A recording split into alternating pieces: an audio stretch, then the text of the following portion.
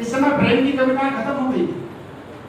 इसी युग में माखनलाल चतुर्वेदी जो उत्तर छायावादी युग है, इसी में माखनलाल चतुर्वेदी हुए थे, जिन्होंने कहा था चाहे नहीं मैं सुनवाला की बहनों में पूछा जाऊं, चाहे नहीं प्रेमी मानव के प्यारी को लग जाऊं, चाहे नहीं सम्राटों के सर पर हरियाली डाला जाऊं, चाहे नहीं देवों के सर पर चलूं उतराऊं, मुझे टोल डरना बनवानी उस पर पे देना पे जिस पर पे चीज चलाने जाने के लिए।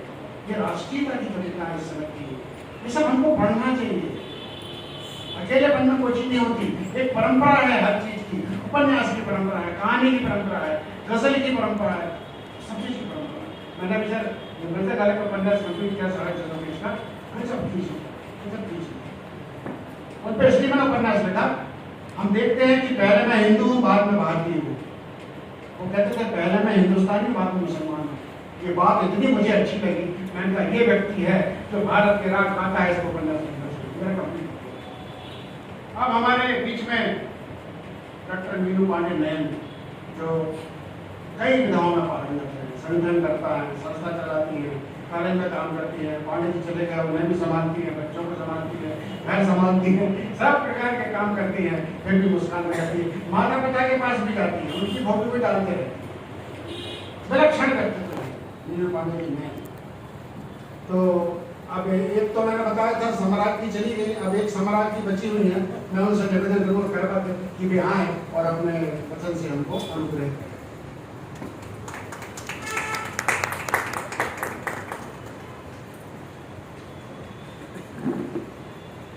इतना सुंदर संचालन कर रहे हैं पटवा जी, आपका बहुत बहुत धन्यवाद। इतने आदर सम्मान और इतनी सारी जो विशेषताएं मेरे अंदर नहीं है वो भी बताकर मुझे आमंत्रित करने के लिए। इस सभागार में उपस्थित समस्त साहित्यिक जो बंधु हैं, समस्त प्रबुद्ध जनों को मेरा सादर प्रणाम। और आज का जो हमारा जो कार्यक्रम है उसके जो अध्यक्ष महोदय हैं, अंतर्राष्ट्रीय मंचों पर भारत का हिंदी का परिचय फहराने वाले ओजस्वी वक्ता हैं, सांस्कृतिक राष्ट्रवाद के लिए समर्पित हैं, मृदुभाषी हैं, सादगीपूर्ण जीवन शैली आप सभी जानते हैं, मनसा वाचा करुणा से पालन करते रहते हैं, मुस्कान के धनी हैं और मैं कहूँगी कि चलते फिरते एनसाइक्लोपीडिया हैं। प्रखर बौद्धिक संपदा वाले आदरणीय डॉक्टर विकास दवे जी, जो कि यशस्वी निदेशक हैं साहित्य अकादमी मध्य प्रदेश भोपाल, उनको मैं अपना प्रणाम निवेदित करती हूँ। आज की जो मुख्य अतिथि थी आदरणीय भक्ति शर्मा जी, वो भी चली गई हैं, उनका भी मैं बहुत बहुत अभिनंदन करती हूँ और उनको भी सारा प्रणाम निवेदित करती हूँ। विशिष्ट अतिथि महोदय श्रद्धेय R.K. पांडे जी, जो कि निदेशक हैं आंग्ल भाषा शिक्षा संस्थान RSK के, गरिमायुक्त व्यवहार वाले हैं, वेद पुराण के ज्ञाता हैं, विनम्रता की प्रतिमूर्ति हैं और सकारात्मक सोच रखने वाले हैं, साथ ही साथ मेरे गुरुदेव भी हैं। आपके चरणों में मेरा प्रणाम निवेदित करती हूँ। समीक्षक के रूप में आदरणीय मुजफ्फर इकबाल सिद्दीकी जो हैं, आप उनकी प्रतिभा को देख ही चुके हैं। बहुत ही संवेदनशील व्यक्तित्व है, सहज है, सरल है, चिरस्थायी मुस्कान धारण करने वाले हैं। और जैसे कि हम जानते हैं कि आप एक बहुत ही अच्छे लघु कथाकार हैं, लेकिन साहित्य की कोई ऐसी विधा नहीं है जिस पर आपकी कलम ना चलती हो। आपका भी मैं बहुत बहुत स्वागत करती हूँ और प्रणाम निवेदित करती हूँ। और सरस संचालन करने वाले आदरणीय सुरेश पटवा जी, जो कि एक बड़े ही सिस्टमैटिक ढंग से हर कार्यक्रम के संचालन का, हर किसी कार्य का अंजाम देते हैं। आप सभी बहुत सारे साहित्यिक समूहों से जुड़े होंगे, आप जानते हैं कि जब भी सर कुछ लिखते हैं तो पढ़ने में ज्यादा समय लगता है। मुझे ये भी समझ में नहीं आता सर कि कितनी टाइपिंग स्पीड कितनी है और बौद्धिक संपदा पर कितना ज्यादा उनका जो स्पेशलाइजेशन है कि वो इतनी सारी एनर्जी कहाँ से लेके आते हैं कि इतना सारा लिखते रहते, पढ़ते रहते। शायद उनके लिए जो दिन है वो 24 घंटे का ना होकर 48 घंटे का होता है। और कर्णप्रिय आपकी संवाद शैली है, मिलनसार है, हरफन मौला है, मैं कह सकती हूँ कि सर ऑल इन वन है।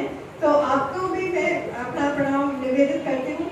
कार्यक्रम का संयोजन जिन्होंने किया है देवेंद्र पाठक जी, राज्य स्तरीय कुशल प्रशिक्षक है, मृदुभाषी है, सुहृदय है, विलक्षण प्रतिभा के धनी हैं और मेरे अनुज हैं। आपको भी मैं बहुत बहुत स्वागत करती हूँ।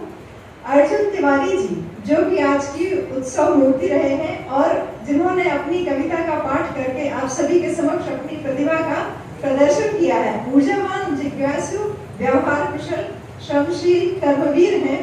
उनको मैं विशेष स्नेह प्रदान करती हूँ। और ये जो सभागार है ये बहुत ही अनूठा है। पहले तो मंच बहुत ही ज्यादा समृद्ध है और साथ ही साथ सभागार भी बहुत ही अनूठा है। मेरे लिए विशेष इसलिए भी है क्योंकि मेरे जो गुरुवर हैं, दो टीचर मेरे जो हैं 2005 में मैंने post graduate diploma in teaching English language teaching जो किया था RSK से। तो आदरणीय अमित सक्सेना सर और आदरणीय पांडे सर, मैं यदि आगे बढ़ सकी तो इन्हीं दोनों के और वहाँ के पूरे स्टाफ का जो एक मोटिवेटिंग फैक्टर रहा है, सपोर्ट रहा है। जब मुझे खुद पर भी विश्वास नहीं था तब भी लोगों को मुझ पर विश्वास था। ये बहुत इंपॉर्टेंट चीज है कि जब एक टीचर आपके अंदर विश्वास रखता है कि आप ये कर सकते हो तो यूँ लगता है कि अब तो और कोई ऑप्शन ही नहीं है, आपको ये करके दिखाना ही है। तो आज के प्रोग्राम में मैं इसलिए और ज़्यादा कॉन्शियस हूँ क्योंकि मेरे गुरुजन मेरे सामने बैठे हुए हैं और मुझे बोलने का मौका मिला है। तो आप सभी को मैं प्रणाम निवेदित करती हूँ।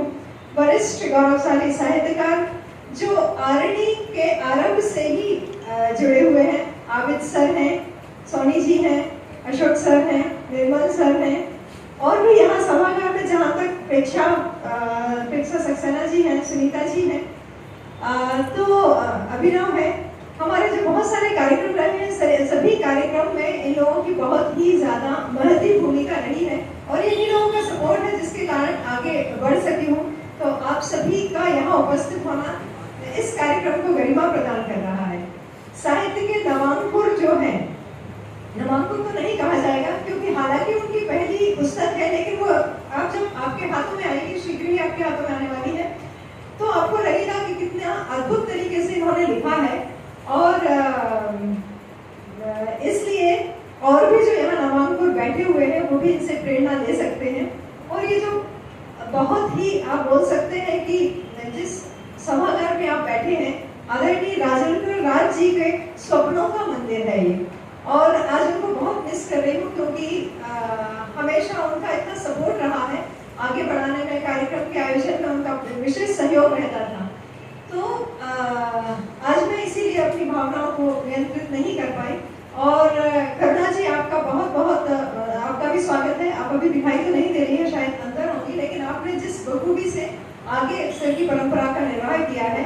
संजय जी खड़े हुए हैं। संजय जी बहुत ही अच्छे बेहतरीन फोटोग्राफर भी हैं और बहुत अच्छे सपोर्टर भी हैं। तो बहुत बहुत स्वागत, आप सभी का स्वागत, वंदन, अभिनंदन। और मुझे बहुत खुशी हो रही है आप सभी को सामने देख कर, और जिनका मैं नाम नहीं ले पा रही हूँ उनका भी स्वागत, वंदन, अभिनंदन है। अब मैं मुस्कान के प्रतिबंध के बारे में एक कविता के रूप में बोलना चाहूँगी क्योंकि जैसे हम देख रहे हैं कि आजकल लघु कथा का युग है। लोग बहुत बड़ा नॉवल पढ़ने में थोड़ा टाइम लगता है और ये जो जनरेशन है वो डिजिटलाइज युग की जनरेशन है, आर्टिफिशियल इंटेलिजेंस वाली जनरेशन है। उन्हें बहुत ही स्मार्ट वर्क चाहिए, स्मार्ट वर्क। इसीलिए ये जो बुकलेट है ये बहुत कम शब्दों में बहुत ज़्यादा लिखा गया है, इसलिए बहुत सुंदर पुस्तक है। इसमें कैफियत के रूप में कविता रूपी भावनाओं को अर्जुन जी ने जो है प्रकट किया है। और जैसा कि इनका नाम है कि अर्जुन, तो अर्जुन की तरह ही पैनी दृष्टि रखते हुए इन्होंने रचनाएं जो है वो लिखी हुई हैं। और जैसे कि अभी कहा गया है कि प्रथम कृति होने के बावजूद भी आपको पढ़ते हुए ये अनुभव नहीं होगा कि ये इनकी प्रथम कृति है और अच्छे लेखक बनने की संभावनाओं के द्वार की ओर अग्रसर करती हुई इनकी कृति के लिए इनको बहुत बहुत शुभकामनाएं देती हूँ। और आजकल जैसे आपने कहा कि गद्य और पद्य की बहुत सारी विधाएं हैं, लेकिन हम शॉर्टकट के लिए ही को ही प्रमोट कर रहे हैं क्योंकि लघुता को प्रमुखता दी जा रही है। तो इसके ऊपर एक बहुत सी लघु कविता मैं आपको जो पुस्तक पूरा पुस्तक है उसमें लघु कविता के रूप में आपके समक्ष प्रस्तुत करना चाहूंगी। एक दवा की छोटी गोली सी, एक दवा की छोटी गोली जैसी, रंगों में बिल्कुल भोली जैसी है, हालांकि प्रेम कहानी लेकिन स्वाभिमान की रोली जैसी। जगाती, नेह जताती, भाव जगाती, नेह जताती, संभावनाओं की रंगोली जैसी, क्योंकि अभी कहा गया है बहुत सारी संभावनाएं हैं, कहीं भी कुछ उन्मुक्त नहीं है, कहीं भी कुछ उन्मुक्त नहीं है, आदर्श प्रेम की बोली जैसी। अर्जुन ने रच डाली पुस्तक, अर्जुन ने रच डाली पुस्तक, स्वाद में पूर्ण पोली जैसी।